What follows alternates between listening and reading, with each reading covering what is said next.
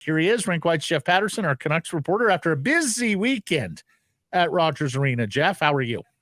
I'm doing well, guys. So, yeah, busy weekend, but a pretty good weekend for the Canucks coming off the road trip, taking 3 of 4, and the beat goes on. And so all that build-up about first game back off the road trip, and they were full value for the Friday night win over the Blues. And we wondered, what would they have left in the tank against that is a really good Ranger team. They were impressive watching them, just the way that they go about their business, obviously aided by a few power play goals and a call or a non-call in overtime. But I think all things considered, if you're the Vancouver Canucks, you just keep on trucking and pick up 3 or 4 points and move on to Tuesday against Nashville. How, first of all, can we put all concerns about bad start behind us now at this stage, Jeff? One more game in October, 9 games into the season. Do we feel like this team has at least avoided the pitfalls of the last couple of years? I think so. I like nice round numbers. So 10 games and 20 games certainly will be signposts that I think we look back on. But they've put enough money in the bank, if you will, to get to the 10-game mark, about 500. And then let's see. I think the schedule lets off a little bit in the month of November. They see San Jose 3 times. Now, got to be careful that you don't suffer the old banana peel game. Starts on Thursday down there at the tank, but the Sharks can't beat anybody. They can't score any goals. So those seem like 3 pretty good opportunities for the Vancouver Canucks. But yeah, I think all things considered, like if you had told me, Matt, that the Vancouver Canucks would be 5-2-1, if I didn't know the record and you just said, all right, here's the way the season unfolds. They give up 3 power play goals in 1 game. They give up 2 power play goals in 2 others. And at the 8-game mark, their penalty kill is 74%. And I would say, no, not again. Here we go. Come on. I don't have the appetite for this. And yet one of the games in which they gave up the 2 was in Edmonton, and they won that one. And the other night against the Rangers, they lose, but they get a single point out of that. And really, the reason they are where they are is their 5-on-5 play. They've outscored their opponents 20-9 at 5-on-5 here through the first 8 games. So a 2-1 margin. If they can keep it at even strength, this is becoming a pretty strong hockey club. At least they're showing signs. I know the first couple of games they got outplayed, no shot, but I do feel like they've turned that back in the right direction now, the way that they dominated the Blues throughout the game, particularly in the first period on Friday night. So at even strength, if they can stay out of the penalty box, I think the Canucks are showing that they've got sort of a backbone to what Rick Tocchet is trying to put in place for this hockey club. Obviously, you want to limit the penalties that you take. And, there have been some strange ones. Philip Hronek putting the puck over the glass the other night. He's not going to do that very often. The too many men when you're already a man short, that's a bit of a brain cramp there. And if you take it further, go back to the game in Tampa where Tyler Myers made those 2 egregious mistakes on the penalty kill. That's not going to happen every night. Oh, sure, there's going to be some mistakes along the way. Yes. I don't think there's going to be 2 on the power play that wind up in the back of the net is sort of the point that I'm getting at. Yeah. You're right. With Tyler Myers, you're never quite sure. So as far as starts go, to me, it feels like a complete reversal of fortune for the Vancouver Canucks. And I do think that there's enough equity built up here now that they can afford. They are going to lose some games along the way, but I don't think anybody has to panic. Nobody has to think that the bottom is going to fall out if, in fact, they drop a game here on Tuesday or if they lose to San Jose. But I just think right now they're feeling pretty good about their game. I think there's some confidence to the way they're playing. Certainly their top end guys are going, and their goaltending's been really good. So really the only knock I think right now is putting out the APB for that bottom 6. And you'd like to think at some points along the way here that some of those depth scorers will show up and make a contribution. Often bubble teams are not good at 5-on-5. Often they write hot goaltending and a good power play. And the truth of the matter is they're good at 5-on-5 as you outlined. The power play is going to be decent, I think, at the very least. It'll be middle packet at the very least. And, the penalty kill still has an Ilya Mikheyev reintegration program, and Teddy Bluger hasn't even reared his head yet. So there's room for improvement there. There's an explanation, at least, for their slightly below average numbers to this point.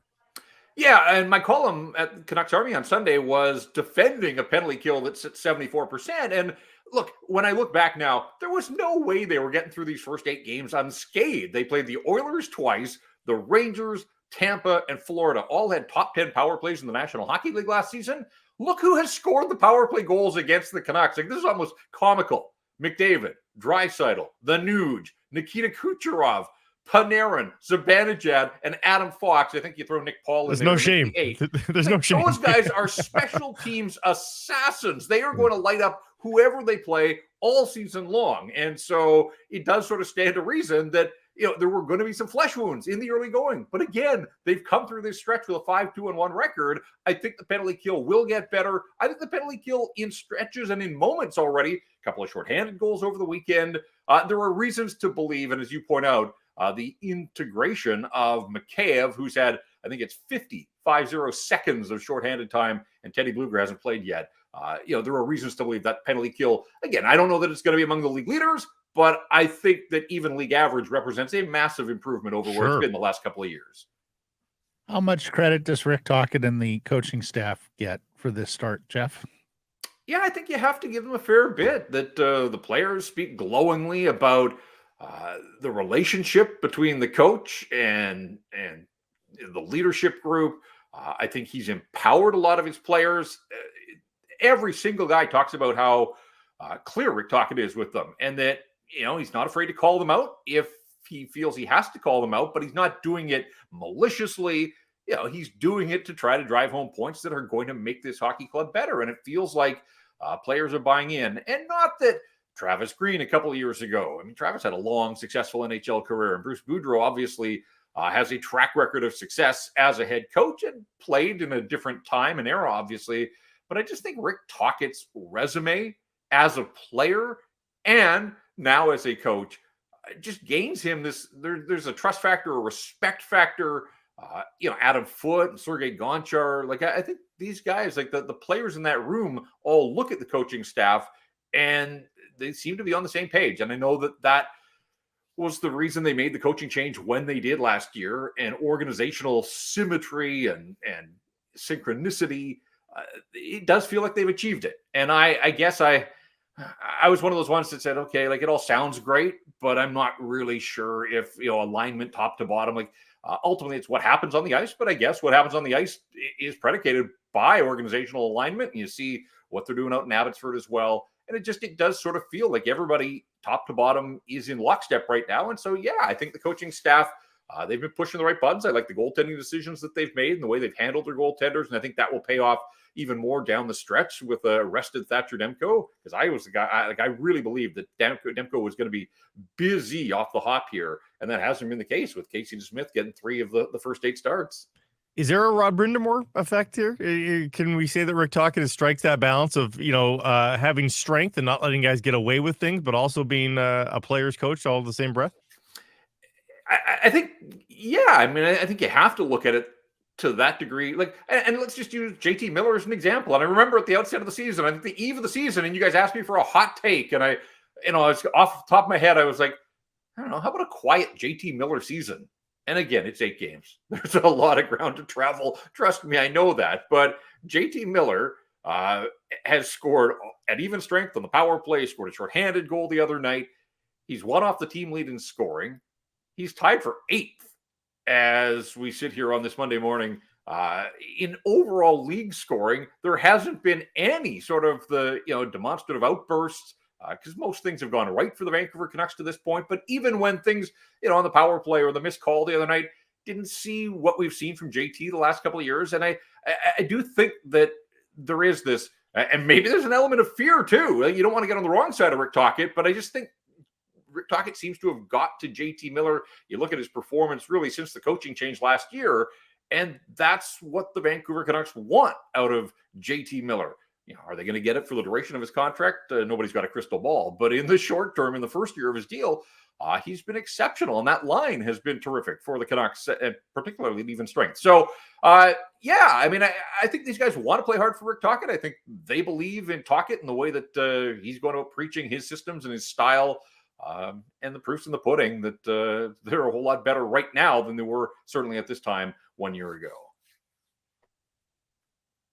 Officiating, Jeff, it overshadowed, of course, the rink wide we did on Saturday. I caught your tweet and later caught the game, the World Cup of Rugby final, where the fans were brought into the entirety of the decision of giving that New Zealand player a red card. Does the NHL need to be more transparent with its officiating, Jeff? Should we be hearing from these officials when there's a controversial call or a non-call that you could argue decided a game? Yeah, I think so. In the information age, it's not going to be a big press conference or a scrum with the officials, but I do think that there are ways to communicate, to get questions that should be answered. I think the players and the coaching staff deserve it. I think the fans that are paying good money and supporting their team, they'd like to know sort of the thought process of what went on. I think some of the anger was tempered a little bit by the fact that the Canucks got a single point out of the game. There's no, like, if the call is made in that moment, the Canucks should have got a power play. There's nothing that says they score. Like, the Rangers still could have won that game, so the outcome could have remained the same. And the Canucks didn't leave empty-handed, and so I think that played into it. And look, the Canucks, the ones that were asked afterwards, Tocchet, I think, took the high road, and some of the players as well. There was frustration, obviously, but yeah, I just think when you see other sports, you see ways that it can be done, and for whatever reason, the NHL just loves to bury its head in the sand and just keep it there and stay in the dark ages on something like this. This is the technology age. I think it would be so easy to get a comment or a statement from any of the guys or the entire officiating crew on a given night. So yeah, I think without a doubt, and I think it would help inform the fans and the media on some of the decisions, like, why were decisions made? Maybe we missed an element or two that went into it. It's a fast game. It's not easy to officiate. I get that it is a difficult job, but everybody's jobs changes. Like, we know about that, guys. The jobs change over time. I think the same can be said for the guys that wear the stripes. And so, yes, I would love to hear an explanation on occasion on a call that certainly impacted. And the other part too, there is, could the NHL go to NHL, or the NFL reviews everything in the final 2 minutes of a football game, in overtime on plays that lead to goals? Like, is there a way to, just have a quick look and make sure that no stone is left unturned? Again, the technology is there. I think there are ways that it could happen, but ultimately the league would want to have it happen. And clearly it doesn't seem like there's much of a push to make that occur at this stage. There's still officiating issues elsewhere in sport. Do we focus too much on it in the NHL? Because we see gaffes in the other pro sports. I mean, the umpiring some days. I mean, it has you pleading for robots in baseball. The NFL screws things up all the time. Are we too hyper focused on the NHL when everybody else gets it wrong too? Well, I suppose when your team is on the wrong end of a call, certainly, if it goes the other way, people are loving the fact that the officials let it play, but it didn't. It went against the Canucks, or the fact that no call was made certainly hurt the Canucks in the end there. I think ultimately, was that like black and white call? No, there was some gray area, but there was contact. And Elias Paterson, one of the stars in the league, and we always talk about, should stars get the benefit of the doubt? Not that Chris Kreider has some star power to him. I mean, that Ranger team is loaded with star power. And so I wonder if there isn't a better way for the National Hockey League to handle that. But I know that the referees, they don't want Big Brother, coming in over the top and taking the ability to make calls. It was a judgment call. It was. So, yes, we're focused on it in Vancouver here this weekend because the Canucks, it felt like a perceived slight against them. They'll get their. I do want to believe over the course of a long season that it generally finds its way to even out. The Canucks will get some calls along the way, and they haven't got a lot of them in the early going so far this season. But they had 6 power plays the other night as well. Like, maybe it's a different story if they cash in on a couple of their power plays. One of the storylines coming out of the game was that the Rangers scored 3 power play goals, 2 of them on 5-on-3s. But Hronek over the glass, that's a black and white call, and the too many men. Yeah, again, it's on the border, but it is too many men. He stayed out there. And so you're putting it in the hands of the officials there. If Paterson just goes to the bench and Joshua jumps over the boards, there's no issue there. And so the Canucks, there was an element of wrong in the way that they handled that situation. So, that's tough. And obviously giving up 2 5-on-3s. Yeah. In a 1-goal game, that was certainly one of the differences in that hockey game. Well, Wally Buono rule applies here, right? Don't put yourself in a position where one call. As we talked about Saturday, Jeff had zero problem with the 6 penalties called against the Vancouver Canucks Saturday. They were all legitimate penalties and deserved to be called. National Hockey League, this sport, much like the NFL, if you watch on Sundays, there is a lot of gray area. And so where the standard is established becomes a night-to-night discussion. And of course, in the National Hockey League, we have the further context of episodes like Stéphane Auger and Retribution, episodes with, mic'd up referees saying, "Oh, I wanted to get you guys for an early penalty tonight." So and of course, the transparency or lack thereof doesn't help matters at all in the NHL and with hockey. Pius Suter, Jeff, he is the one lonely Vancouver Canuck forward without a point 8 games into the season. When do you think he gets that point? And what have you thought of his first 8 games as a Vancouver Canuck beyond just the empty stat line? Yeah, I had high hopes for Pius Suter, and he can achieve them still. It's so early in the season, but I thought he looked pretty good in the preseason. I liked a lot of what I saw.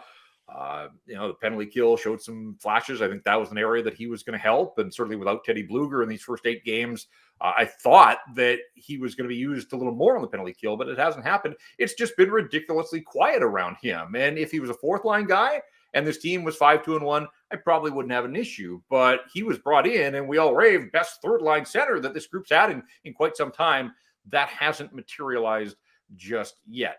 He's not hurting this team. This team is winning more than it's losing. And so he gets, he gets some time here to figure out his game, but it's 8 games in. Like, soon it'll be 10. And then before you know it, the quarter pole, like, there has to be more to his game. And I wasn't expecting a ton of flash. I don't think that's who he is. I think he goes about his business proficiently. He's quiet. He's technically sound, puts himself in good spots. And, in years gone by, when guys haven't been producing, back to our 5-on-5 discussion, too many guys would get buried, and you can't have that. And so he's holding his own at the very least, and the star power above him is getting the job done. And so it's leading to team success at this point. And so, that's why, to me, it's not a massive issue, but there's certainly a red flag being waved there. And as I came out of the game against the Rangers the other night, I couldn't help but, Tyler Myers and Carson Soucy score. Guys, the Canucks have 7 goals from defensemen. They have 6 goals from guys that I would consider bottom 6 for. The defensemen are outscoring the bottom 6 on this hockey club. That's not going to last. There will be nights where Paterson and Miller and Quinn Hughes are held in check, and that's where you need some of those other guys to rise up. Now, it happened in Game 2 in Edmonton when they got goals from Höglander and Lafferty and Studnicka. You can't count on that every night, certainly getting 3 in a game like that, but yeah, I mean, there does have to be some expectations here sooner rather than later, and it goes beyond Pius Suter. Beauvillier got an assist the other night, but, he can't be hanging his hat on one helper here through 8 games after a really quiet preseason. Connor Garland opened the scoring in that 8-1 romp over the Oilers on opening night. The effort's been there from Garland, and we talked about it on Rink Wide. He was a net front presence on the Carson Soucy goal, and that kind of goes undetected on the score sheet at the least, but still, there have to be, and Dakota Joshua is another one, guys. There has to be more of a stamp on these games than just looking for an assist here or a play there. So are we asking too much of this bottom 6 right now? No. And are we asking too much to have all facets going? They'd be the best team in the league if they've got bottom 6 contributions and defense contributions. Maybe that, Blake, but no, we're not asking too much to ask Dakota Joshua to have a single point in 7 games. We're not asking too much of Connor Garland to have more than 1 point in 7 games, and we're not asking too much of Pius Suter to get on the score sheet more than once every 8 games. At least that's my take, Jeff.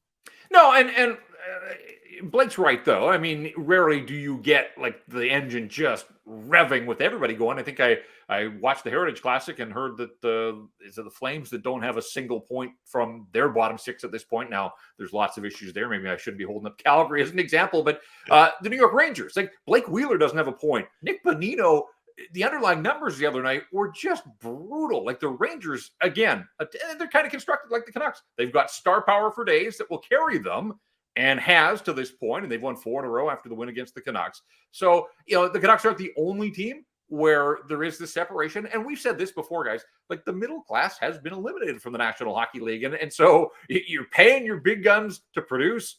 The other guys, they get what's sort of left there when it comes to contracts. And so maybe you do have to temper expectations a little bit. But the teams that get far and the teams that ultimately we consider the good teams, they do strike a balance, and their star players produce, but also they get some help lower in the lineup. And that hasn't arrived yet for the Vancouver Canucks. But again, I think you have to look at it and say, hey, they've won 5 of the first 8. They got a single point the other night.